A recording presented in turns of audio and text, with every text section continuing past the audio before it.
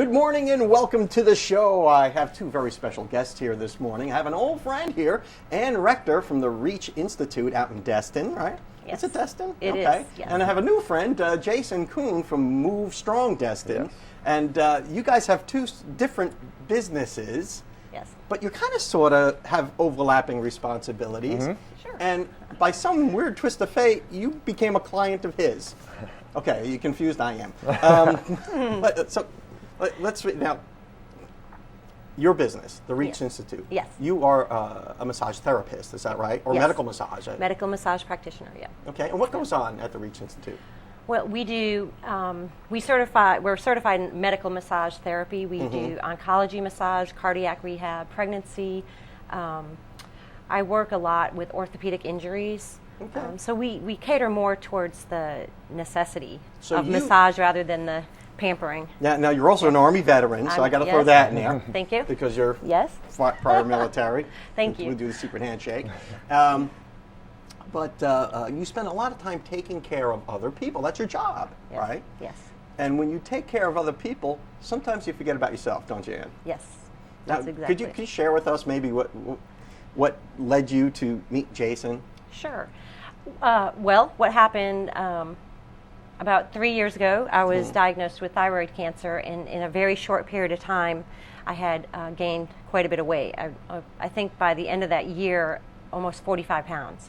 Wow. I had gone to a doctor, and the second year, I had gone, after a year of gaining all that weight, I went to a medical doctor and was put on a diet plan, and I had lost probably about 40 pounds in a short period of time, and it was so hard to maintain it. I did just the diet, and it was a clean diet, and it worked, but I would gain 3 pounds, lose a pound, gain 5 pounds, lose 2 pounds, and I just couldn't keep up with it. And in another period of a year, I had ended up gaining another 30 pounds back. So Or you 20 yo-yoed. pounds. I had gained You 20 lost pounds, the gait. yeah. You yo-yoed for a while. Yes. And it came and I back. gained 20 of the 45 pounds back. And I was just frustrated. I just was like, I can't just keep doing this alone. I had seen Jason's posts on Facebook. In that course of the year, I kept watching these transformations of individual clients of his. Those before and after pictures are Before pretty and powerful, after aren't pictures, they? they're very powerful. And they Yeah. were people I knew. And so, and in such a short period of time, it was like 6-week programs. 6 weeks, He was yep. running these 6-week boot camps. So you give him a call, and you're like, hey, do that for me, right? Yeah, I was like, I want to do this, and I was there. You have to mentally be there Yes. in order yes. to. And of course, Jason has this program. If you lose 20 pounds, you get the next 6 weeks free. And so I'm thinking, I can do that. I knew I could do it, Yeah. and he put me to the challenge, and She pushed it to the max. She really did. That's a big motivation. Yes. I mean, if Yeah. you can lose 20 pounds, you Yes. get the next 6 weeks free. Yeah. And how do you stay in business? I mean, if Well, I'll you're tell you really what. successful, you're going to go broke. Right? Yes, but the thing is, we have so many people, and quite honestly, if you lose 18 pounds, Yeah. if you lose 17 pounds, you're ecstatic. That That's that right. person is so happy because it It's- just changed And so it's much worth of the their price life. of admission. And it's worth the price. Yeah, That's exactly, right. exactly. Jason, we got to run off to the local weather, but on the other side of that, I want to talk more about your program and what makes it different Okay. from what maybe Ann had experienced prior to meeting you. Yes, perfect. And we'll be right back after your local weather, brought to you by the West Pittman Law Firm, westpittmanlawfirm.com. Welcome back to the show. I'm here with Ann Rector and Jason Kuhn. Ann Rector owns the Reach Institute out in Destin, and that's therapeutic massage. And Jason, the name of your business is? Move Strong Destin. Move Strong Destin. Yes. Now, it's not a gym. It's not a gym. It's not a gym. It's more of a private. It's a studio. It's not open to the public. It's only open to our members. Right. So Ann being one of them. But we have a group of our team, and those are the only people that can train with us. Now, if you're just tuning in, just for the benefit of people who are just tuning in now, Ann had a health issue. She had gained some weight, lost some weight, yo-yoed a little, gained the weight back. So before and after pictures on Facebook, and it kind of motivated her to Yes. go seek you out. Yes. And avail herself of your services. What makes you different than what Ann had experienced before? Because she was doing the diet and exercise thing. Right. Yeah, a lot of people will do just the diet or maybe just the exercise. And really what we do is we combine it all. We do it all. So you really need 3 aspects is what I do. It's the nutrition, which has to be a very clean nutrition, but it's all customized. That's the thing. The training, and then the mindset. That's really the number one thing. Nutrition is wonderful, the training is wonderful, but if you don't have the mindset, if you're not mentally there ready to actually make the changes, it's not going to happen. Or you're not going to get you're not going to be able to maximize them, you know? Yeah, I hear that from so many people, too. I've had Navy SEALs on this show that talk about mindset, Yes. how important it is, how it is to be resilient and mentally tough, and that's part of your program, isn't it? Yeah, absolutely. You have to be. You know, you have to be, like Ann, you know, she came in with the mindset that she was going to do it no matter what. There was no excuses. There was nothing else but success, and that's what she did. You know, that's what she continues to do.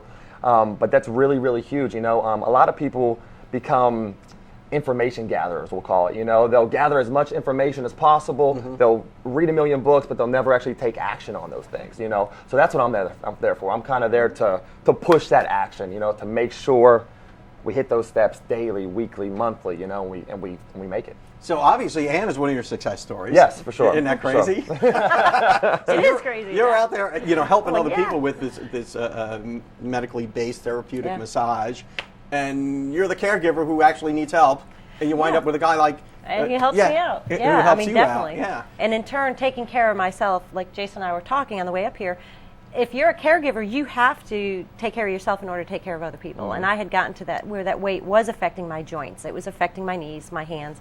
And it's made a big difference. And you're no good to anybody if you're down, right. you know, if That's you're right. not feeling Yep. well. Yeah. Now, we're so out of time, it's not funny, but how do people get in touch with you, Jason? They can call our number, or they can go to our website, which is movestrongdestin.com. All the information's on there. Move Strong Destin, we can find you on Facebook, obviously. Facebook Yes, as well, yes. Facebook. Move Strong Destin Yeah. Facebook, yes, yes. And, yes. and what about the Reach Institute? If I'm a pregnant lady and I want a massage. Pregnant lady, Yeah. reachinstitute.com. Yep. Reachinstitute.com, and Yes. that you both are out in Destin. Yes. And thanks so much for coming on Thank the show. you, Thank you, Don. Don. Thank Appreciate you. it. Thank you. You guys are welcome Thank back you. anytime. Thank All you right. very much. Appreciate And it. we'll be right back after your Mad Hatter Minute. Hi, this is David Lovett, and this is your Mad Hatter Minute. Today we're going to talk about exhaust. There are three things in your vehicle that make your car go. You have fuel, you have fire, and you have air. Air comes into the motor, it has to leave, and it leaves through your exhaust. Your exhaust consists of several different components. The components we're going to talk about today is the catalytic converter. The catalytic converter is the device that was actually put into effect in 1975 by the federal government. It's a device that takes unburned gas and burns it off so you don't pollute the air and pollute the ozone. Carbon monoxide is reduced, nitrogen oxide is reduced, and all the noxious fumes are reduced. These little babies save the planet. The catalytic converter is made of a hardened shell, and on the inside of the catalytic converter we have honeycombs. The honeycombs on the inside of the converter are what actually burn off the excess gases. On the side of this particular catalytic converter, there's a port.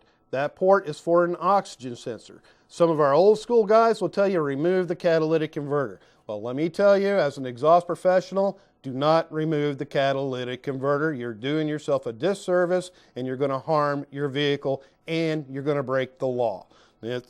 The oxygen sensor actually senses the unburned oxygen, and it sends signals back to the computer to tell what type of air-fuel ratio that gets mixed.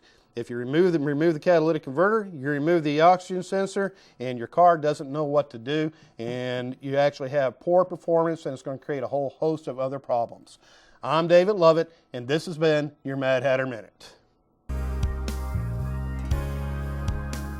Welcome back to the show. I have Heather Noyes here with our, did I say your name, Noyes? Yes, Okay, because yes. it sounds noisy. I don't mean Yes. to do that to you. And she's going to give us a financial tip of the week. IRAs. What should we be doing? And what's the difference? There's so many choices out there. I mean, a Roth IRA, a traditional IRA, they even have other ones that, you know, are timed out to mature at a certain time. What do you need? Well, let's just talk just briefly then about what the difference is in a Roth IRA and a traditional IRA. The Roth IRA, you put after-tax money into it. But the big advantage of it is when it comes out of the Roth IRA later on down the road for retirement, it all comes out tax-free. So you're given that opportunity for tax-free growth, which there's not very many things out there that are tax-free.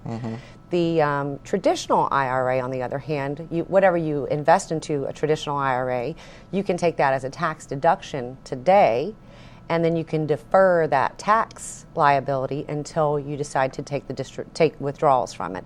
Then you pay taxes on 100% of everything that you take out of it. So how do I know what's right for me, though, Heather? I mean, just, you know, just living on planet Earth, I know taxes always go up.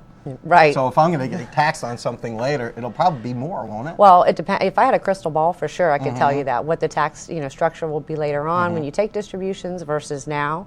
There are some income limitations on who can contribute and deduct a traditional IRA, and then also the same for a Roth. So not everybody is actually eligible to contribute.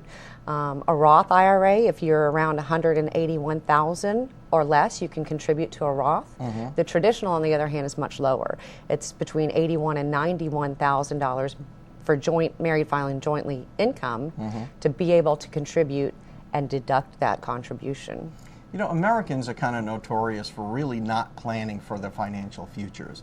I mean, a lot of us depend on maybe Social Security or some sort of defined benefit plan you have with your employer. But as we've learned in the past, sometimes those plans go away if you're counting on, your big corporation to retire you. Well, and a lot of pensions have gone away, or they've been cut. United Airlines is a really great example. After people were already retired and collecting that pension, they came in and cut those in half. So imagine being retired, and then all of a sudden your retirement income is cut in half. What a breach of trust. I mean, really. So I guess it doesn't pay to put all your eggs in one basket, does it? Definitely not. And corporations have gotten further and further away from doing the pension plans or offering those pension plans. So it's really up to the individual to secure their financial future for retirement. Exactly. So they've shifted more toward 401k plans and 403bs or 457s to where, yes, you need to do your own contributions. And something that's a misconception often that I hear is, if I have a 401k at work, I can't contribute to an IRA, and that is not the case. You can actually fund both of those as long as you're, again, with the IRAs, if you're under those income limitations. How much should we be saving? I mean, out of your say, your gross? Well, the rule of thumb is 10%. More, gets you either a better retirement or a sooner retirement. Less means you may have to work More a lot is always longer. better in my book. More is always better. I would imagine that the younger you are, you could probably get away with saving a little less, perhaps?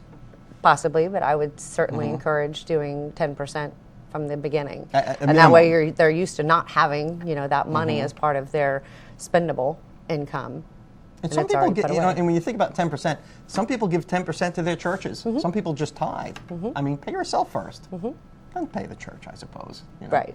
And now you would, I suppose the older you get and you start planning, the more you probably need to save, because there's really no substitute for time, is there, Heather? No, you definitely, if you've waited and not done any investing, then you certainly you will have to put in more to reach that goal of income whenever you retire. Yeah, you really need to sock it away. Well, sound advice. I mean, it's scary. We're all getting older. America's getting older, and we're all, I'm staring down the barrel of Social Security myself. So, you probably need to start thinking about this before you get into your 50s, quite honestly. Right. And Social Security is a good point. Maybe we'll talk about that the next time on how you should take Social Security. Most people believe that, I should get it at 62 as soon as I can, is the sooner the better, and that's not always the case either. Yeah, especially if you plan on living forever like I am. Right. Heather Noyes, thanks so much for coming Thank you. Raymond James Financial, thanks so much, and we'll be right back. Welcome back to the show. I took a little break and changed my shirt in order to impress Mark Bowen. I've got Mark Bowen here, who is the Chief of Emergency Services here in Bay County. Welcome to the show, Mark. Thanks, Don. Or actually, welcome back. Yeah, it's good to be here. I haven't seen you in a while, but it is hurricane season, so I think it's time we trot you out and get some good advice on what should we be doing to prepare for this. Absolutely. The thing that people need to do is take some reasonable steps to protect themselves. Make sure they've got some non-perishable foods in their home and in their car, high energy foods like nuts and things like that. Some fresh water. As you know, 3 days without water, we perish. Yeah. The basic things to keep you alive. People who have meds that they have to take daily and they're going to have issues if they don't take them, they need to talk with their doctor and their pharmacist about getting a little extra supply of those, stockpiling a little bit of them. Get some samples, maybe from the doctor so that they can, withstand the pharmacy being closed for a few days or a week. Just some reasonable steps to take. We have lists. If people want to prepare themselves, they can go to the Red Cross website or our website, and they can find, they can go spend $1,000 if they want to and buy generators and everything else. And if they have the money, I recommend they do that. It's all about comfort at that point. But what I recommend for everybody is survive. Make sure you can survive. Yeah, you know? I'm all about survival. Absolutely. What about evacuation? I mean, should we be watching TV or listening to the radio and kind of pre-planning our routes out of town? Absolutely. Before a storm hits is the time to look at the elevation of your home. Make a plan, have a meeting place with your family, have a phone number out of the area that everybody's going to call in case communications are affected here. Have a way to find family if everything here just stops working. I mean, the fabric of our society is so fragile, and it doesn't take much to disrupt it. People don't understand that. People really don't, because you take so much for granted. But I remember trying to get gas during an evacuation, and there were people in front of me online with like these big jerry cans, filling them up. And I'm like, dude, save some for me. I just want to top off. We my are all tank. so comfortable, and we are so accustomed to how things are in the United States, and it's the best place in the world to live. But it doesn't take much to disrupt it. Gas is a good example. We're in a location where simply a rumor that we are going to run out of gas will in fact cause us to run out of gas. So people, they need to, we call it the fire department rule. As you're aware, we keep everything at 3/4 of a tank because we don't know how long that engine's going to have to run on a scene and things like that. During hurricane season, that's a great rule for the family to have. Just don't let the tank get below 3/4, period. Yeah. That way you can always get out of town. You don't have to worry about sitting in a line waiting for gas at the local station. You can get a long way away from here on 3/4 of a tank of gas. And it's hurricane season right now. That's right. We're right in the middle of it. So you might as well, keep that topped off. We got to run off to a break, but let's talk some more about that on the other side of these messages. We'll be right back.